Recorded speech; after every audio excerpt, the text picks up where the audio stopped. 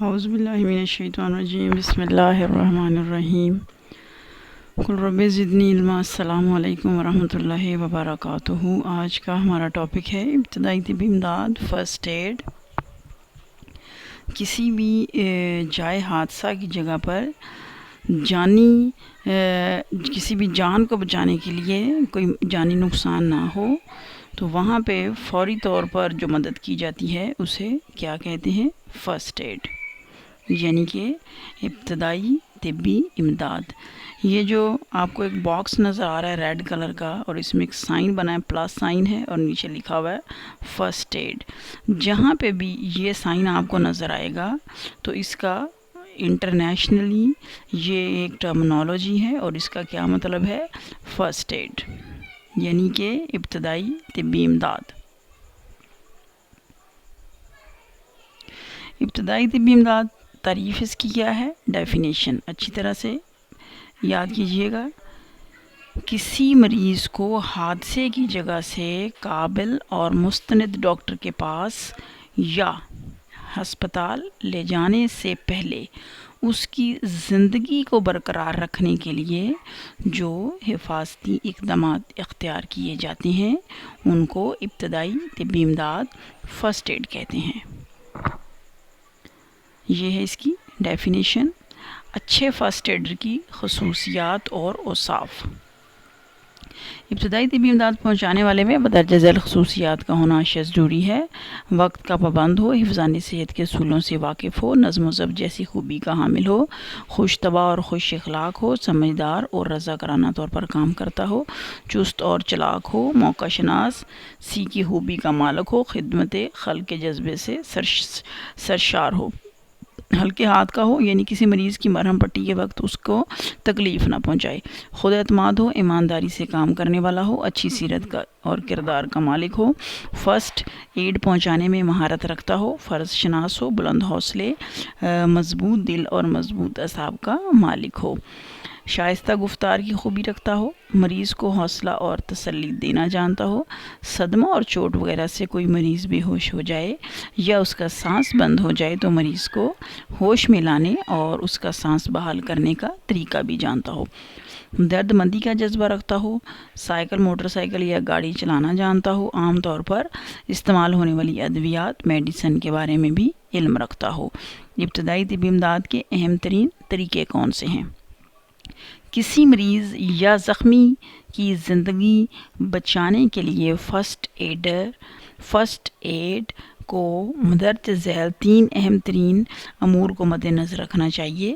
سہولت کے پیش نظر انہیں انگریزی کے حروف ABC سے ظاہر کیا جاتا ہے۔ دوبارہ دیکھیں، ABC 3 اہم ترین طریقے ہیں فرسٹ ایڈر کے فرسٹ ایڈ کو دینے کے لیے۔ نمبر 1 ABC، ٹھیک ہے جی۔ Airway, B breathing, C circulation.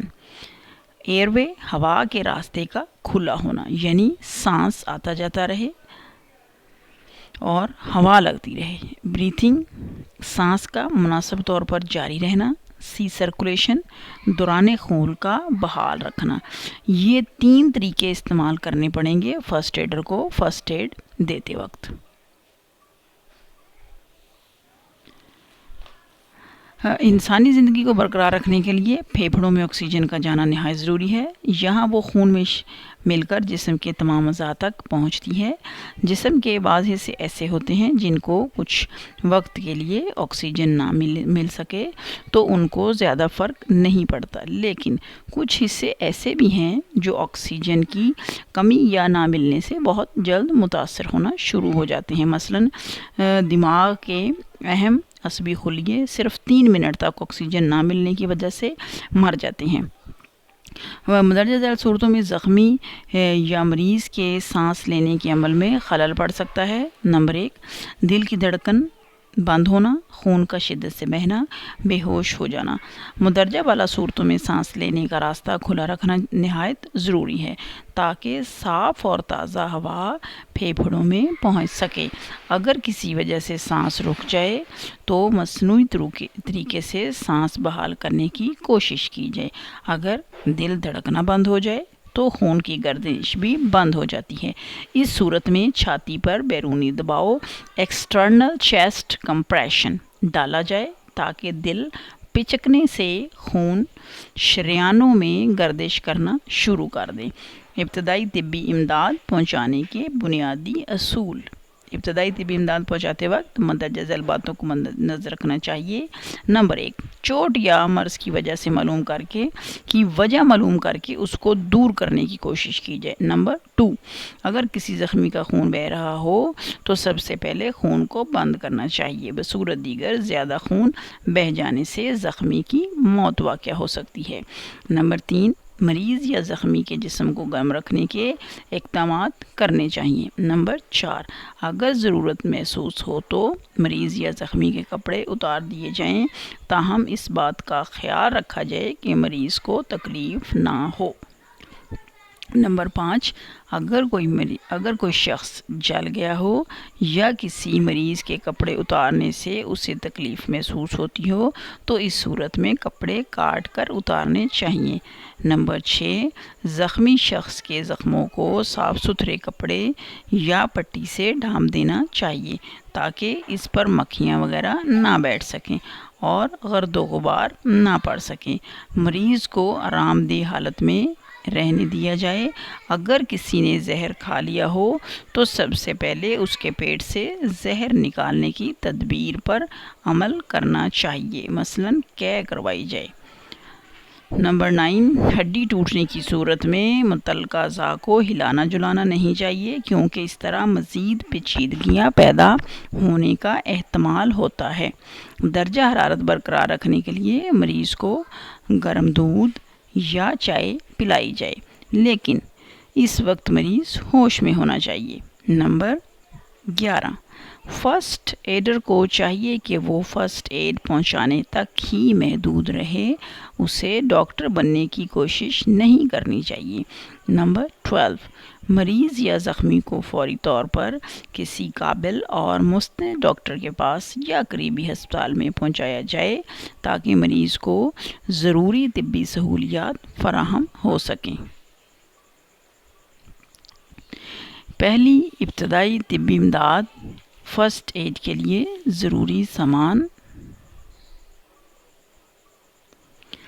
यहाँ पे आप देख रहे हैं, ये है फ़र्स्ट एड किट, यानी कि फ़र्स्ट एड बॉक्स भी इसे बोलते हैं, और इसके इर्द गिर्द आपको ट्यूज़र, कैंची, ग्लव्स, उसके अलावा जो है पट्टियाँ हैं, फिर सेफ्टी पिन्स हैं, टेप है, मास्क है, ये सारी चीज़ें यहाँ पे नज़र आ रही हैं। ये इसका है डेमोस्ट्रेशन, यानी कि फ़र्स्ट एड बॉक्स के अंदर क्या क्या होना चाहिए।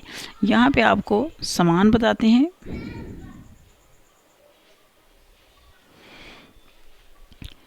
सामान में फ़र्स्ट एड बॉक्स में मंदरजा झैल आलात, अद्वियात और सामान का हर वक्त मौजूद होना ज़रूरी है। सामान इक्विपमेंट्स हैं, साफ़ सुथरी पट्टियाँ, बैंडेजेस इन्हें बोलते हैं, खपाचे हैं, सप्लेंट्स हैं, तकोनी पट्टियाँ हैं, ट्रायंगुलर बैंडेज हैं, खून के बहाव को रोकने वाली टूर्निकट है, बक्सूए, सेफ्टी पिन्स हैं, नापने वाला फीता, मेजरिंग टेप है, पैमाइश साफ़ रुई है, कैंची, मोचना, ट्यूज़र, उसके अलावा बक्सूए हैं, थर्मामीटर है, नापने वाला फीता है, सुइयाँ हैं, पैमाइश के निशानात वाले शीशे का गिलास है, ऊँट के बालों से तैयार शुदा ब्रश है, मुख्तलिफ साइज़ की गद्दियाँ हैं, चम्मच स्पून है और गर्म पट्टी है।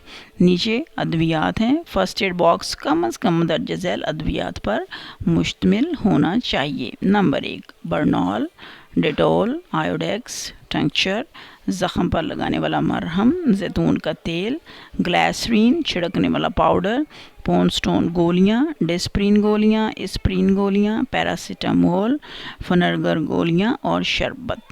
سونگھنے والا نمک، عام معدنی نمک جو گھر میں استعمال ہوتا ہے، زخم پر لگانے والا پلاسٹر، پوٹاشیم پر مگنیٹ جس کو لال دوائی بھی بولتے ہیں، مسوڑوں کا لوشن ہے، گلے کا لوشن ہے، اور دیگر ادویات بھی فرسٹ ایڈ میں رکھی جا سکتی ہیں۔ اس کے بعد ہے زہر، پوائزن، ایسی چیز جو مختلف طریقوں سے جسم میں پہنچ کر اس کے افعال اور کارکردگی پر منفی اثرات مرتب کرے، زہر کہلاتی ہے۔ اگر زہر کی زیادہ مقدار جسم میں داخل ہو جائے تو موت بھی واقع ہو سکتی ہے۔ بعض اوقات زہر کو دانستہ طور پر استعمال کیا جاتا ہے اور کبھی کبھار غیر دانستہ طور پر بھی یا اتفاقاً کسی طرح سے بھی جسم میں داخل ہو جاتی ہے۔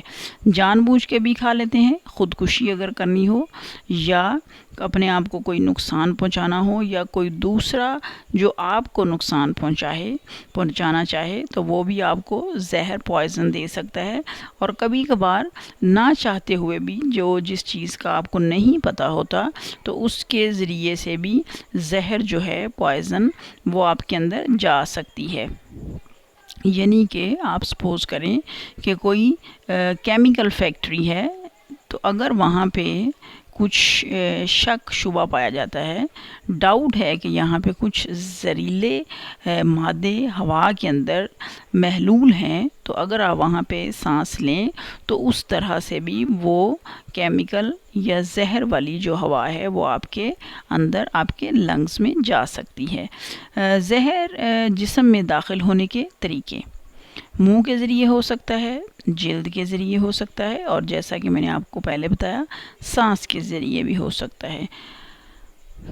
منہ کے ذریعے اب کیسے ہوگا؟ گلی سڑی چیزیں کھانے سے اور کیمیائی ادویات سے، پکے ہوئے پھل جیسے کہ اب آپ دیکھیں کہ جتنے فروٹس آتے ہیں، مینگو، آلو بخارا ہے، اس کے علاوہ بہت سارے فروٹس ہیں جنہیں بے تحاشا زہریں اور کیمیکل لگا کر پکایا جاتا ہے۔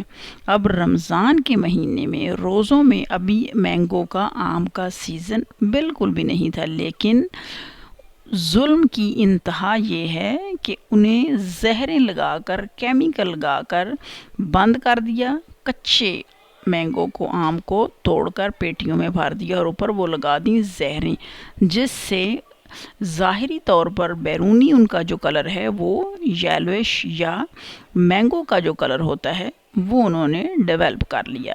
اسی طرح سے چیزیں اندر سے کچی ہوتی ہیں، یعنی کہ وہ نیچرلی ابھی نہیں پک پاتی ہیں مکمل، یعنی کہ وہ اپنی منزل تک ابھی نہیں پہنچتی ہیں، تو انہیں وقت سے پہلے ہی ان پودوں سے توڑ لیتے ہیں اور پھر انہیں زہریں لگا کر پکا کے مارکیٹ میں لے آتے ہیں، تو وہ زہریلے مادے منہ کے ذریعے ہمارے داخل ہوتے ہیں۔ اس لیے یہاں پہ میں ایک بات ایڈ کرتی چلوں کہ جس وقت بھی آپ اس طرح کے فروٹس یا ویجیٹیبلز کو اپنے گھر میں لے کے آئیں تو انہیں پانی سے اچھی طرح دھو لیں اور فروٹس کو تھوڑی دیر پانی کے اندر ڈپ کر کے چھوڑ دیں۔ اس طرح سے وہ تمام جو کیمیکل یا زہریلے مادے ان کے اوپر لگے ہوتے ہیں وہ اتر جاتے ہیں۔ اس کے علاوہ ہے کچھ لوگ زہر کو خودکشی کے لیے نگل لیتے ہیں، اس طرح شراب وغیرہ پینے سے بھی زہر جسم میں پہنچ جاتا ہے۔ جلد کے ذریعے ہے، زہر کا انجیکشن لگانے سے یا پھر کسی چیز کے کاٹنے یا ڈسنے سے زہر جلد کے ذریعے جسم میں پہنچ جاتا ہے۔ زیادہ طاقتور تیزاب جلد پر لگتے ہی جسم میں پہنچ جاتے ہیں۔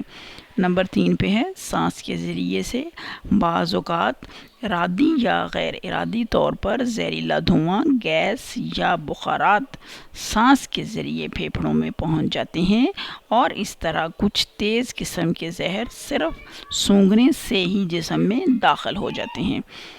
زہر کی اقسام ہیں: